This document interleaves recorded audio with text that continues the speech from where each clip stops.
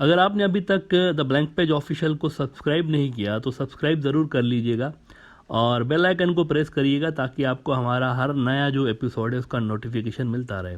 पिछले 24 से 48 घंटों के अंदर इंडिया के लिए आलमी सतह पर दो बड़ी भयानक खबरें आई हुई हैं, बड़ी बुरी खबरें आई हुई हैं। देखें, पाकिस्तान की तरह इंडिया की जानिब से रूस और यूक्रेन के मामले पे न्यूट्रल लाइन लेने का सिलसिला जारी है। इस पे अमेरिका के अंदर सिर्फ परेशानी नहीं है, गुस्सा भी है। अमेरिका गुस्से में है।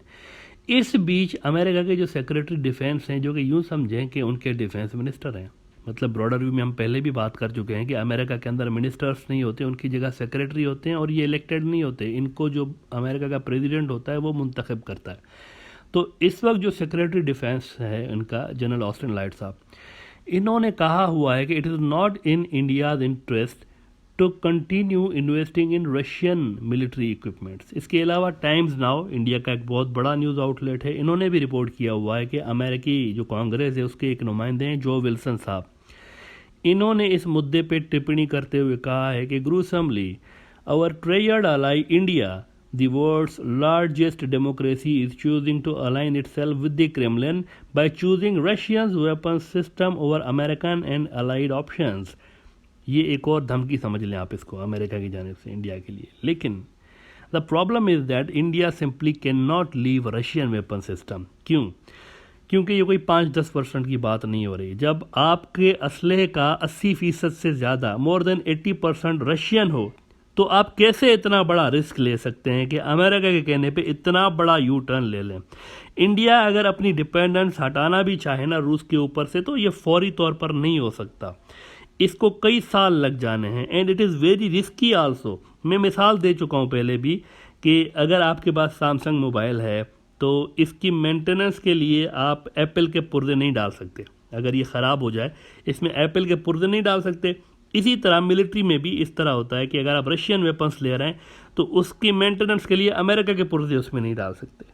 तो ये जो दबाव इंडिया के ऊपर अमेरिका डाल रहा है ना, ये दबाव बहुत ही सिग्निफिकेंट लेवल का है और एक बुनियादी डिफेंस स्ट्रक्चर तब्दील करने की बात अमेरिका कर रहा है इंडिया से। यानी कि अगर अमेरिका की बात इंडिया ने माननी है तो अपने वेपन्स का एक बहुत बड़ा ज़ख़ीरा उसको गिव अप करना पड़ेगा।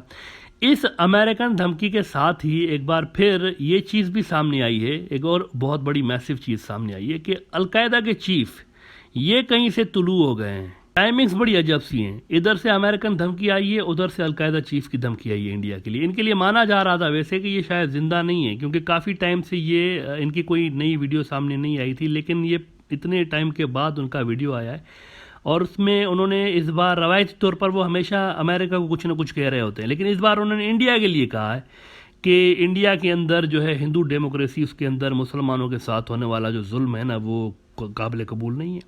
और मुसलमानों से उन्होंने अपील की है, कहा है उनको कि आप इसके ख़िलाफ़ आवाज़ बुलंद करें।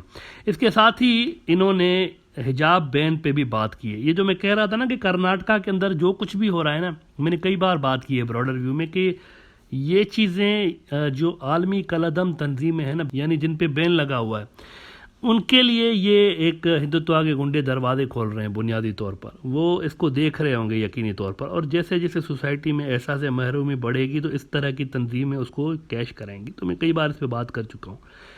ये कोई अच्छा मैसेज नहीं है। और इसमें अगर कोई सबसे बड़ा इसमें किसी को ब्लेम करना चाहिए तो वो हिंदुत्व के गुंडे हैं। उन्होंने बुनियादी तौर पर ये सारी चीज़ें की हुई हैं। पहले उन्होंने छेड़छाड़ की है सारे मामले में। मतलब अगर वो नहीं तंग करते इस तरह मुसलमानों को तो ये सब कुछ होता ही नहीं। लेकिन मुझे इसकी टाइमिंग बड़ी इंटरेस्टिंग लग रही है कि अमेरिकन सेक्रेटरी डिफेंस और अलकायदा चीफ के इंडिया से रिलेटेड बयानात आगे पीछे हैं लगभग। क्या अमेरिका की हेल्प के बिना इंडिया अलकायदा से लड़ पाएगा? ये एक बहुत बड़ा क्वेश्चन है। 20 साल हो गए अमेरिका को इनसे लड़ते हुए। अमेरिका जैसा सुपर पावर, अगर आप देखें कुछ साल पहले तक भी अमेरिका इकलौता दुनिया का सुपर पावर था। तो अगर इतनी बड़ी अमेरिका जैसी फोर्स इनको ख़त्म नहीं कर पाई, यानी कि आप देखें तो यमन में भी इस वक्त ये हैं, अफ्रीका के अंदर इनकी प्रेजेंस है, बड़ी एक्टिव तंजीम है इस वक्त भी। तो क्या इंडिया के सिक्योरिटी जो सिस्टम है उसके अंदर इतनी कैपेबिलिटी है कि वो इस तरह की तंजीम से निपट पाएँ जिसकी आलमी सतह पे प्रेजेंस है? एक बहुत बड़ा सवाल है। इंडिया के सिक्योरिटी एनालिस्ट मानते हैं कि अलकायदा हिंद चैप्टर भी एग्जिस्ट करता है। अच्छा, इंडिया का एक बहुत बड़ा न्यूज़ आउटलेट है इंडिया टुडे। इन्होंने आज हेडलाइन लगाई है कि in new video Al Qaeda chief tries to incite Indian Muslims over Karnataka hijab रो।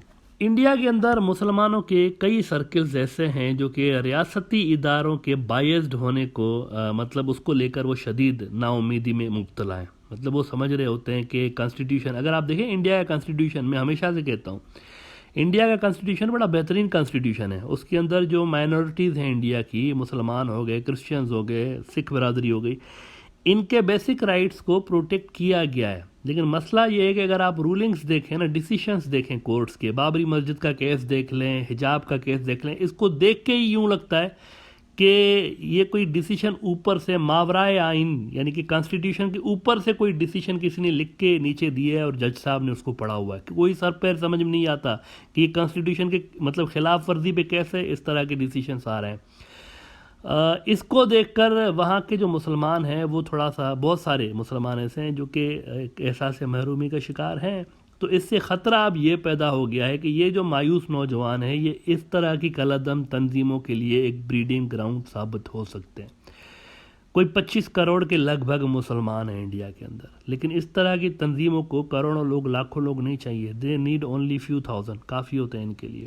और करोड़ों मायूस जो नौजवान हैं मुस्लिम से इंडिया के अंदर, ये हिंदुत्व सरकार के ये जो नज़रिया है इससे मायूस हैं।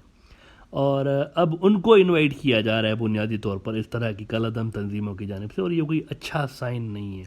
ऊपर से ये अहम फैक्टर है कि इस तरह की तंजीमें जो हैं इनकी बाउंड्रीज़ नहीं होती।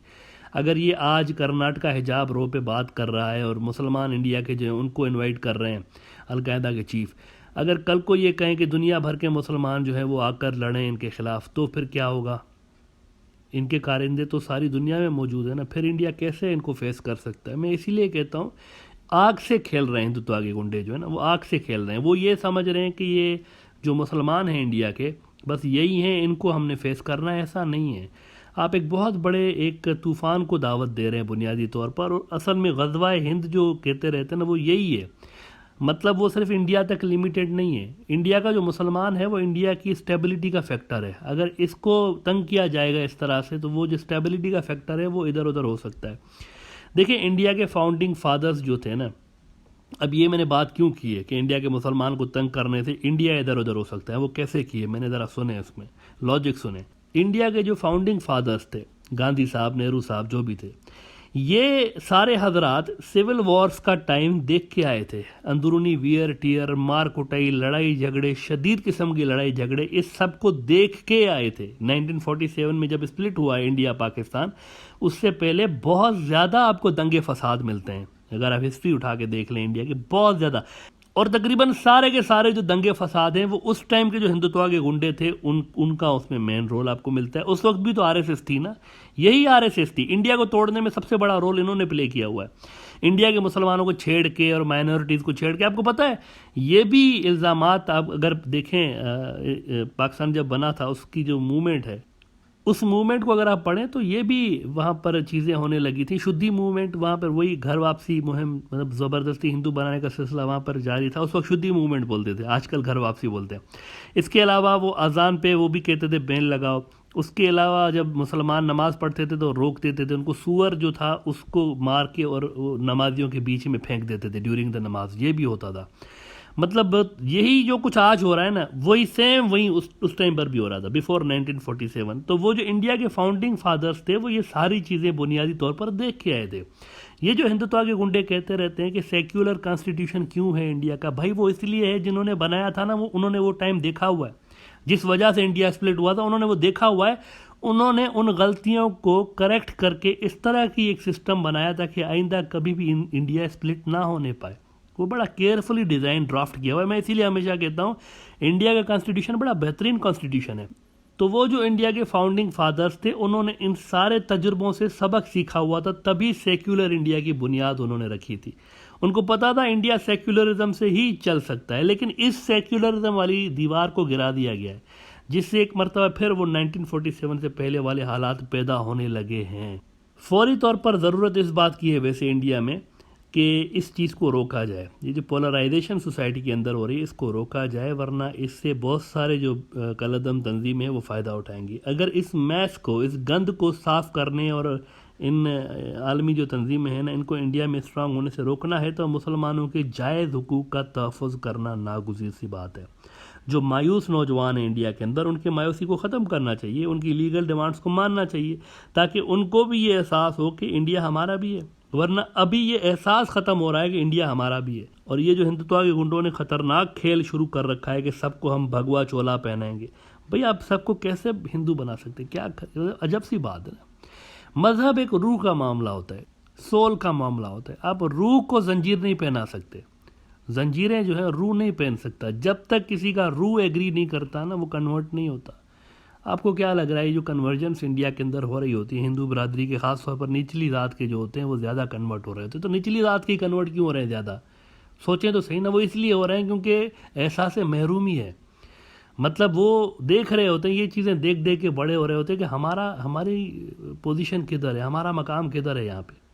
तो जो 2014 के बाद एक तबाही आई हुई है इंडिया के अंदर, तबाही आई वुड से, एक मुआशरे के अंदर तबाही आई हुई है। इस तबाही को रोकने के लिए ये जो आरएसएस टाइप नज़रियात हैं उनको बैन करना पड़ेगा और उन सारी चीज़ों को देखना पड़ेगा जिससे पोलराइजेशन बढ़ रही है, उनको स्टॉप करना पड़ेगा।